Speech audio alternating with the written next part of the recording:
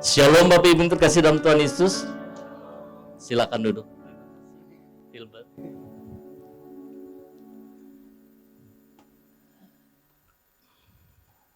Saya bangga. Saya mengucap syukur ada di tempat ini. Saya melihat anak-anak generasi Rimia yang melayani. Apalagi dikatakan tadi oleh Aurel bahwa minggu depan yang melayani adalah generasi Rimia. Saya kenal Aurel, Filbert dari kecil.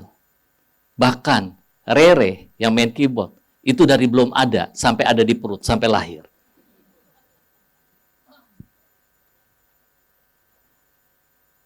Saya mengucap syukur.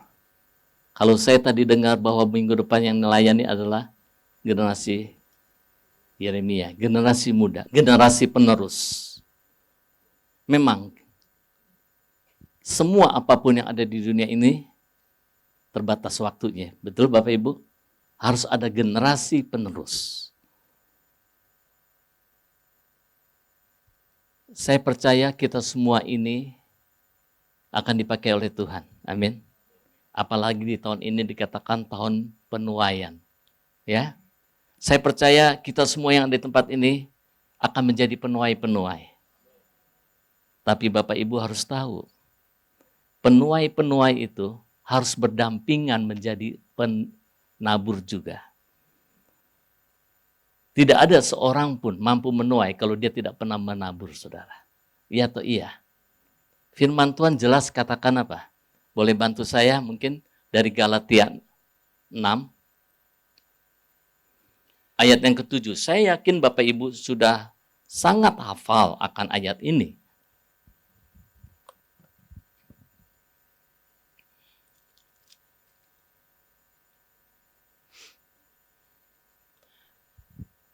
Dikatakan jangan sesat. Tanda seru ya Bapak Ibu ya. Jangan sesat. Allah tidak membiarkan dirinya dipermainkan. Karena apa yang ditabur orang itu juga akan dituainya. Jadi artinya kalau Bapak Ibu ingin menuai baik yang itu menuai apa? Macam-macam ya Bapak Ibu ya. Menuai itu macam-macam. Ya, kalau di dalam bidang kerohanian, ya paling tidak menuai jiwa-jiwa. Betul? Salah satunya, itu hanya salah satu. Mungkin kalau kita kebanyakan menuai apa? Berkat. Hanya kepikirannya berkat. Jadi apapun yang kita akan tuai, kita harus menabur.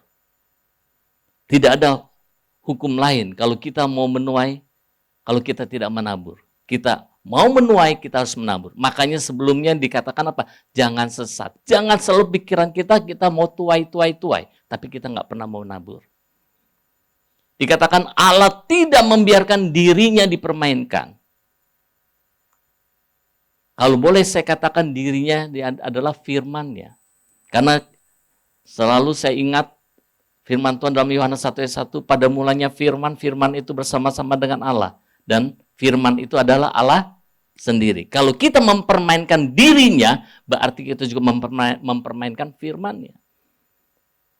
Jadi saya tegaskan sekali lagi bahwa tidak akan pernah kita menuai kalau kita tidak pernah berani menabur.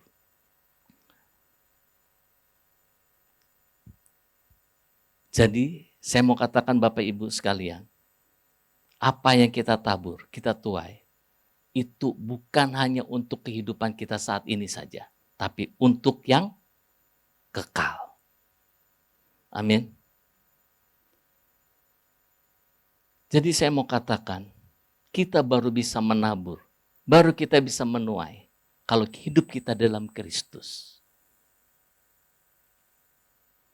Kalau kita nggak hidup dalam Kristus, untuk menabur susah. Iya atau iya? Saya senang sekali dengan satu ayat di dalam Filipi 1 ayat yang ke-21. Boleh bantu saya? Filipi 1 ayat 21. Karena bagiku hidup adalah Kristus Kalau tadi lagu yang pertama kita nyanyikan, kalau Tuhan aja ada di samping kita mampu ada dalam lembah kekelaman. Apalagi hidup kita ada di dalam Kristus. Lebih-lebih lagi, kita mampu menghadapi tantangan.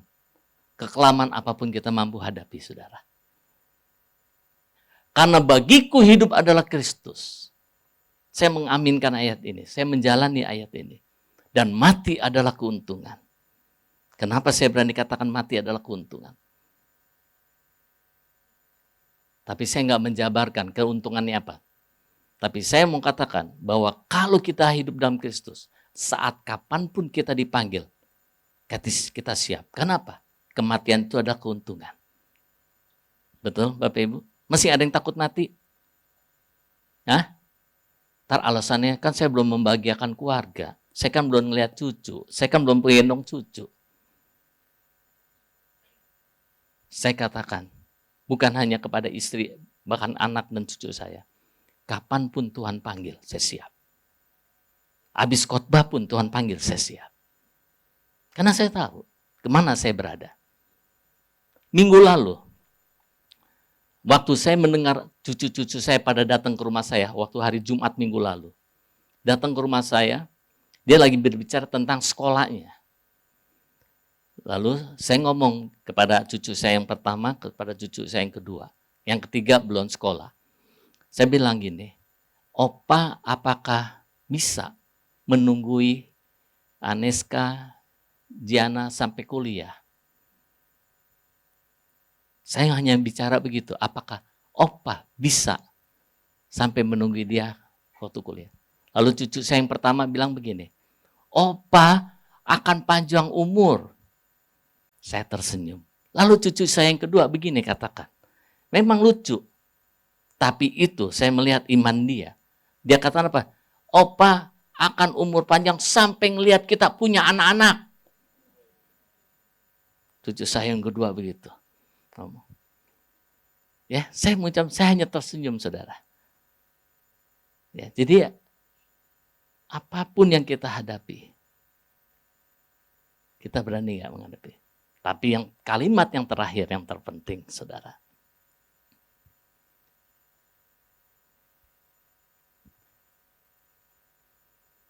Jika aku harus hidup di dunia ini, itu berarti bagiku bekerja memberi buah. Bekerja berarti berkarya. Hidup kita semua orang hidup yang masih bernapas harus bekerja, betul? Harus berkarya. Walaupun saya dalam dunia sekuler, saya sudah pensiun. Tapi dalam dunia pelayanan, sampai saya menutup mata, saya harus berkarya. Untuk siapa? Nomor satu untuk Tuhan. Ya, bekerja arti berkarya.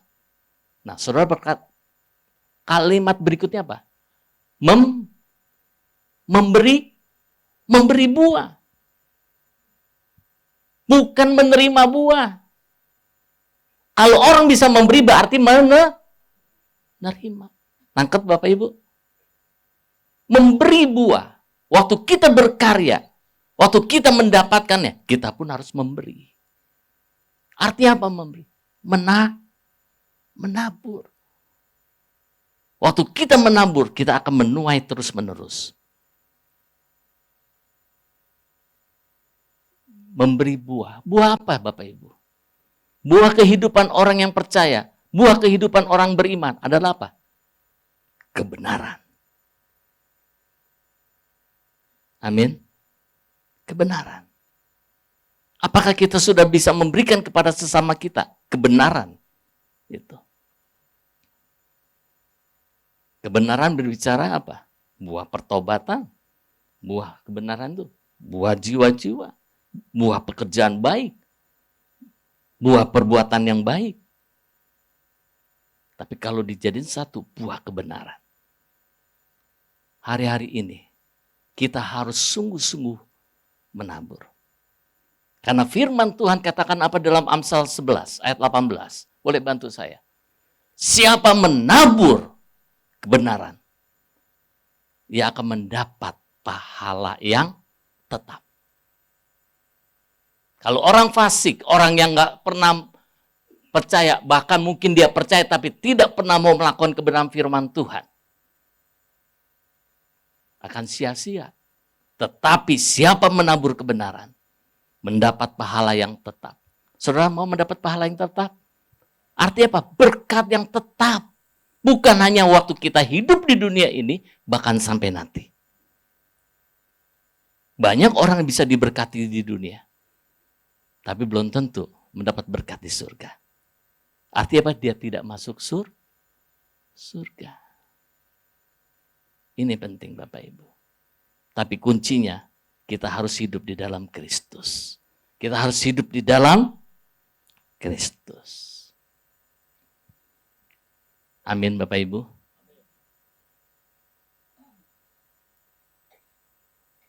Karena firman Tuhan, mungkin Bapak Ibu sudah hafal ayatnya, 1 Yohanes 2 ayat 6. Kita harus wajib hidup sama seperti Kristus. Dikatakan apa? 1 Yohanes 2 ayat 6. Barang siapa mengatakan bahwa ia ada dalam dia.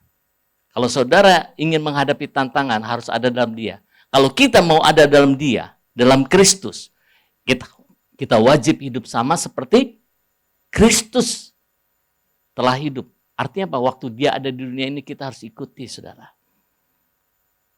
Kita harus hidup. Kenapa kita harus ikuti kehidupan Kristus? Kenapa?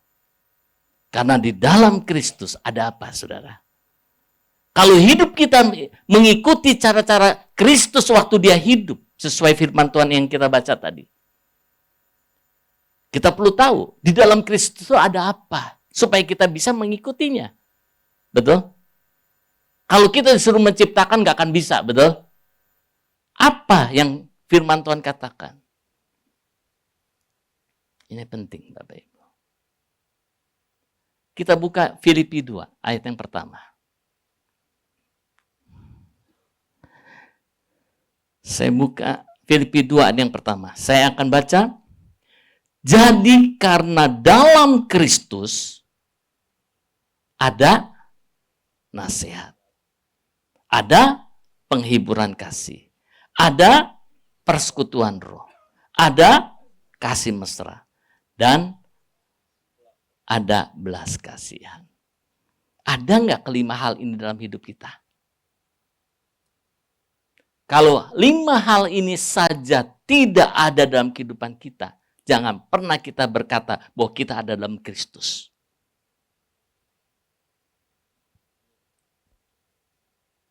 Gak usah banyak-banyak, 5 ini saja. Berarti kita gak ada dalam Kristus. Yang pertama apa dikatakan? Ada nasihat. Nasihat itu bukan kritik, berbeda dengan kritik saudara. Nasihat itu adalah satu teguran untuk apa? Untuk memperbaiki seseorang. Nasihat itu adalah sebuah teguran untuk memperbaiki seseorang. Dan nasihat itu selalu ada jalan keluarnya, memberikan jalan keluar. Kalau Bapak Ibu yang punya anak memberikan nasihat, itu ada satu teguran, betul? Teguran untuk apa? Supaya anak kita jadi baik. Dan kita sebagai orang tua memberikan satu solusi untuk dia berubah menjadi baik. Berbeda dengan kritik. Kritik adalah satu teguran untuk menjatuhkan biasanya. Dan itu biasanya keluar dari hati yang penuh iri. Hati yang penuh kedengkian. Makanya Bapak Ibu lihat di medsos banyak kritikan ya. Sampai orang yang baik pun yang sudah berjuang untuk bangsa kita dikritik habis-habisan. Kadang-kadang kritik itu nggak sampai masuk akal. Apakah di Bapak Ibu ada nasihat atau ada kritik? Itu menjadi pertanyaan bagi kita semua. Ya. Karena Tuhan tidak melihat rupa kita. Tuhan tidak lihat jabatan kita Baik itu di kantor sebagai apa, atau di gereja sebagai apa, Tuhan tidak lihat. Yang Tuhan lihat hati kita.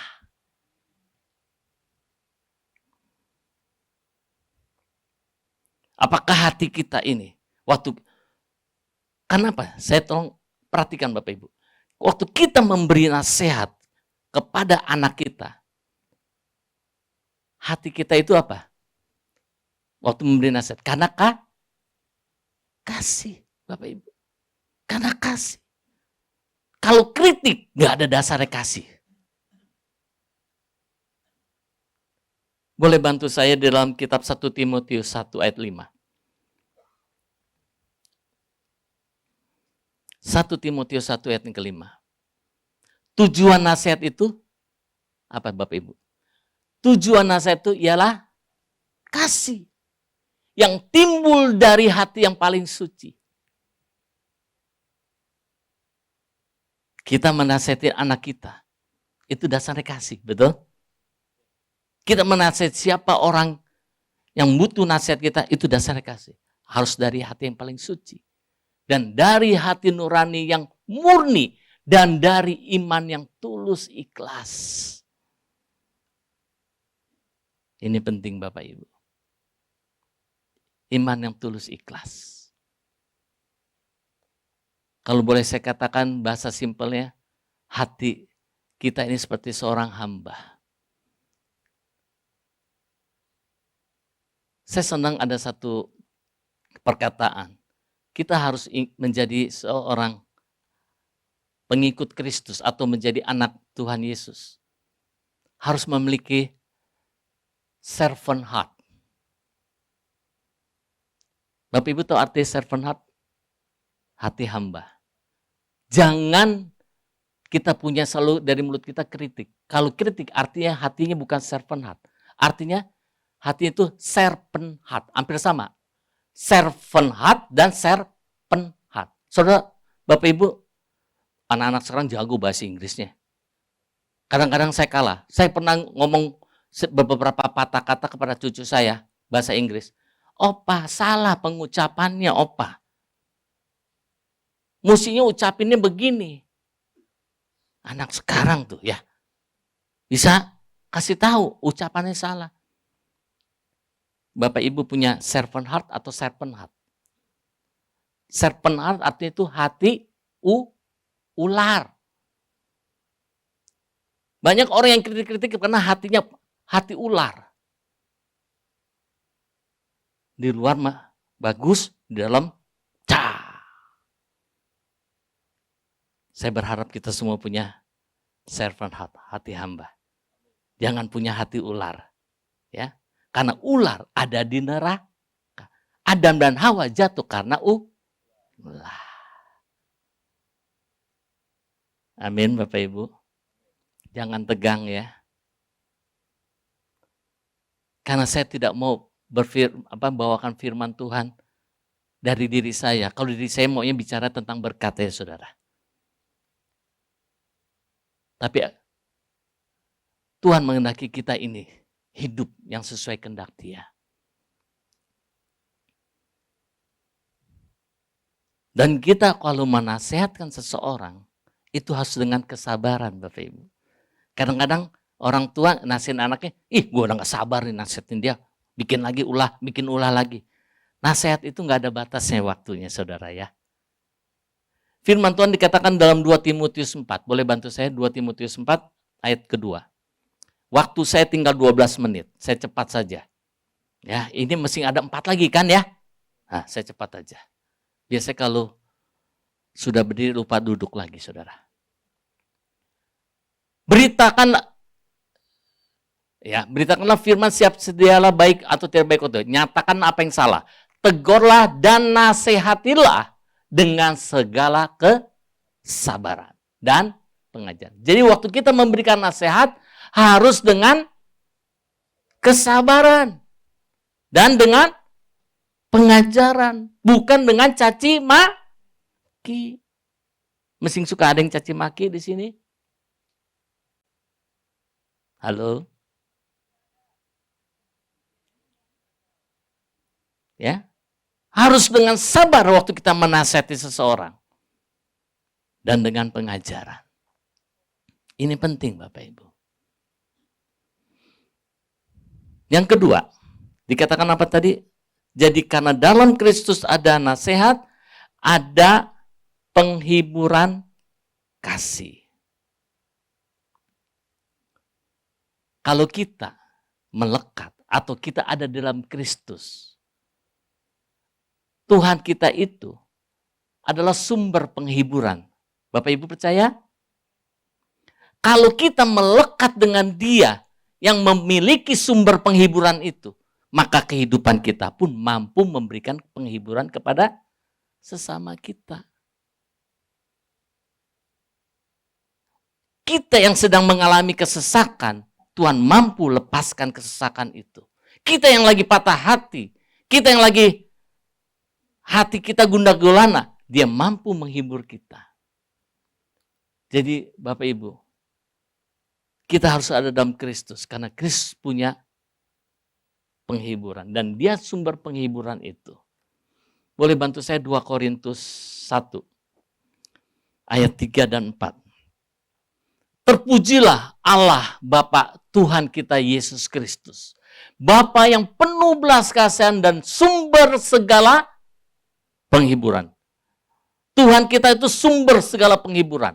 Ayat 4-nya? Ayat 4-nya di bawah ya. Apa tuh? Yang menghibur kami dalam segala penderitaan kami. Bapak Ibu, kalau melekat dengan Tuhan, maka Allah kita yang sumber penghiburan mampu menghibur kita dari segala penderitaan, segala kesusahan kita. Sehingga kami sanggup, nah tolong diperhatikan, sehingga kami sanggup menghibur mereka yang berada dalam bermacam-macam penderitaan dengan penghiburan yang kami terima sendiri dari Allah. Kalau Bapak Ibu hidup di dalam Kristus yang melekat, yang punya sumber penghiburan, maka kita pun akan mampu memberikan penghiburan kepada orang-orang yang juga mengalami penderitaan. Kalau kita tidak pernah menghibur orang, berarti hidup kita tidak ada di dalam Kristus. Yang ketiga, cepat saja karena tinggal 8 menit. Pak Didi boleh nambah waktunya? Aman. Yang ketiga dikatakan apa? Ada persekutuan roh. Bapak Ibu baca di situ persekutuannya rohnya huruf kecil atau huruf besar? Huruf besar. Artinya apa? Kita selalu bersekutu. Dimanapun kita berada, kita harus bersekutu dengan Dia. Roh itu adalah Roh Kudus. Roh Kudus itu adalah Roh Tuhan Yesus sendiri. Betul? Jadi artinya kita harus selalu bersekutu dengan Dia. Kalau kita selalu bersekutu dengan Dia, maka kita mampu bersekutu dengan sesama kita. Amin. Kalau kita tidak pernah bersekutu dengan Dia, mengundang Dia, maka persekutuan kita biasanya suka ribut. Iya atau iya? Betul nggak? Suka ribut. Saya mau katakan bahwa hari-hari ini kita jangan pernah meninggalkan Roh Kudus. 1 Yohanes 1 ayat 7. 1 Yohanes 1 ayat 7. Tetapi jika kita hidup dalam terang, kita tahu terang itu siapa? Tuhan Yesus. Karena akulah terang dunia. Tuhan berkata, betul? Tetapi jika kita hidup dalam terang sama seperti Dia adalah terang, maka kita beroleh persekutuan seorang dengan yang lain. Kalau hidup kita bersama dengan Dia, maka kita mampu adakan persekutuan seorang dengan yang lain. Kita mampu bersekutu. Banyak orang kita nggak bisa mampu bersekutu. Waktu mau datang, oh si A datang ya, gua nggak mau datang dah. Kita tahu kalau orang bilang ngomong begitu, arti dia sendiri nggak pernah bersekutu dengan Roh Kudus. Nggak pernah bersekutu dengan Tuhan. Iya atau iya? Ada nggak yang sering ngomong begitu? Ada pertemuan, si itu datang ya, si A datang ya, si B datang ya, gua nggak mau datang dah.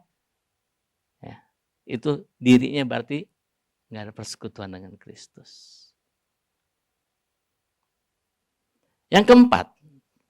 Yang keempat ada kasih mesra. Ada kasih mesra. Setiap di dalam persekutuan kalau ada kasih mesra, pasti kompak. Amin. Karena kita tahu kasih mesra adalah satu kerukunan. Karena kita tahu di dalam firman Tuhan kata Mazmur 133, kalau kita rukun, maka Tuhan juga akan curahkan berkatnya kepada kita. Amin. Apakah hidup kita ada kasih mesra? Ada kerukunan dalam kehidupan kita. Ya, ini penting. Suami istri rukun nggak? Rukun nggak suami istri? Puji Tuhan. Puji Tuhan. Karena bagaimanapun, kenapa saya bilang suami istri harus rukun? Karena suatu saat anak pun akan ninggalin kita, betul? Hidup kita hanya tinggal berdua, saudara. Saat ini saya hidup hanya tinggal berdua sama istri saya. Di rumah hanya berdua. Kemana? Dia lagi. Gitu kan? Dia ngeliat saya juga, lo lagi gitu kan. Apalagi sekarang, kalau saya kemana pun dia ikut, saudara. Maka ini hari dia juga ada di sini. Ya, nggak pernah mau ketinggalan. Mau jemput cucu pun juga ngikut. Jadi kami berdua di rumah ya berduaan aja. Ya. Karena anak-anak semua udah pada keluar. Ya. Yang terakhir, ada apa? Ada belas kasihan. Ini yang utama, saudara. Apakah ada belas kasihan dalam diri kita? Karena firman Tuhan dalam Amsal 19 ayat 17 dikatakan apa? Boleh bantu saya? Amsal 19 ayat 17. Siapa menaruh belas kasihan kepada orang yang lemah, memiutangi Tuhan yang akan membalas perbuatannya itu. Kalau kita punya belas kasihan kepada orang yang lemah, saya percaya yang namanya belas kasihan pasti kepada orang lemah, betul ya? Itu kita memiutangi Tuhan. Artinya apa? Tuhan punya utang sama kita. Dan ia akan membalas perbuatan kita itu. Jadi kalau kita punya belas kasihan, kita nggak perlu takut akan kehidupan kita. Apa akan kita makan, apa yang akan kita minum. Dia pasti akan memberikan itu semua, saudara. Saya mengucap syukur sampai hari ini. Tuhan tetap pelihara saya. Dan saya pernah bilang ke istri saya, jangan pernah minta kepada anak. Kecuali anak itu kasih. Dan sampai hari ini kita nggak pernah minta sama anak. Tapi Tuhan cukupkan apa yang kita butuhkan. Ya, belas kasihan. Tapi kalau Bapak Ibu tidak punya belas kasihan, berarti hidup kita tidak dalam Kristus. Dan Tuhan katakan apa? Ini perkataan Yesus sendiri loh. Kalau kita tidak punya belas kasihan, kita adalah orang yang munafik. Bapak Ibu boleh bergereja setiap minggu. Boleh datang ke gereja mungkin seminggu 3 kali. Tapi kalau kita tidak punya belas kasihan, Tuhan katakan apa? Munafik. Dan orang yang munafik tempatnya di neraka.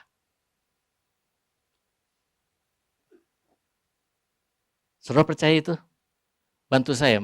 Matius 23 ayat 23. Matius 23 ayat 23. Celakalah kamu, hai ahli-ahli Taurat dan orang-orang Farisi. Hai kamu orang-orang munafik. Sebab persepuluhan dari selasi, adas manis dan jintan kamu bayar.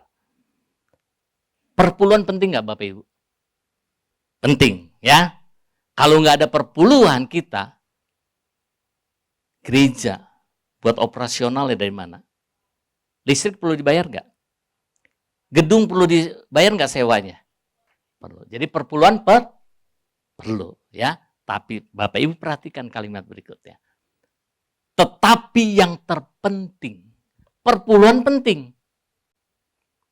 Saya katakan sekali lagi, perpuluhan penting. Tetapi yang terpenting,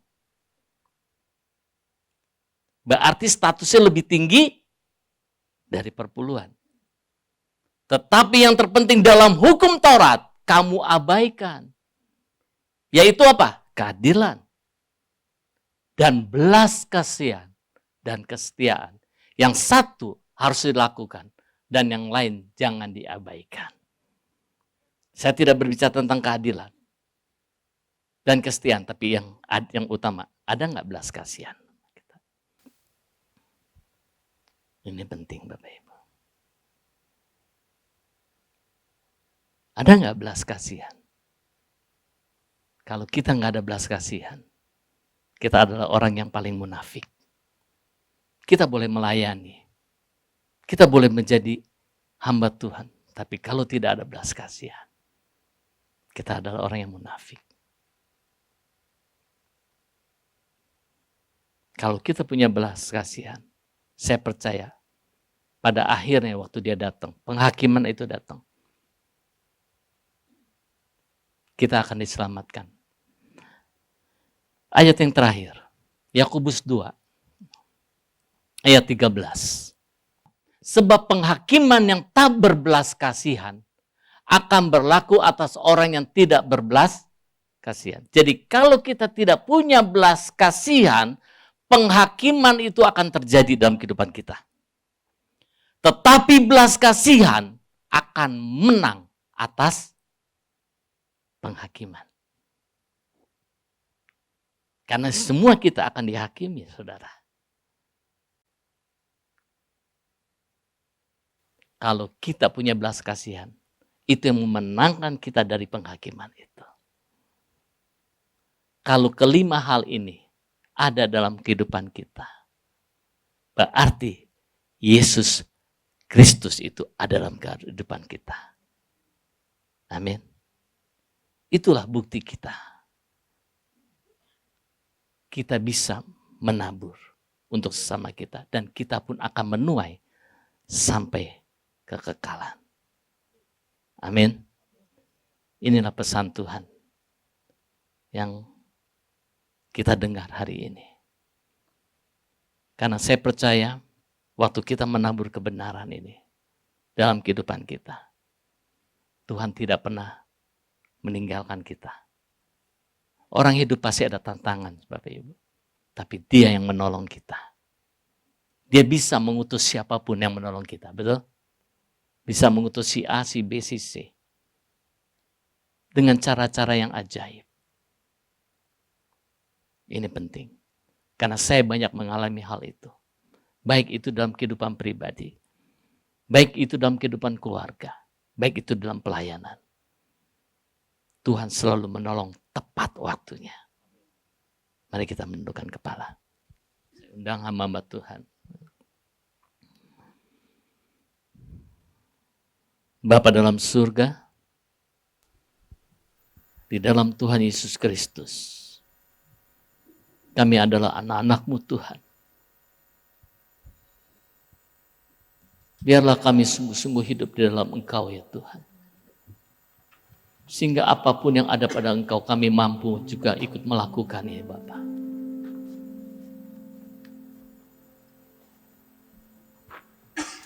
Ampuni kami Tuhan, kalau sampai hari ini ada hal yang belum kami lakukan.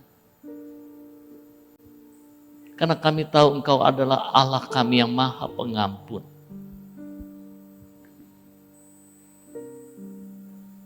Biarlah Tuhan, kami boleh sungguh-sungguh melakukan seperti apa yang pernah Engkau lakukan waktu Engkau ada di dunia ini. Biarlah dari kehidupan kami juga ada apa yang Engkau telah lakukan ya Tuhan. Karena kami tahu waktu kami menabur kebenaran itu, Karena kebenaran itu adalah Engkau sendiri. Engkau yang sendiri yang mengatakan, akulah jalan, kebenaran, dan hidup.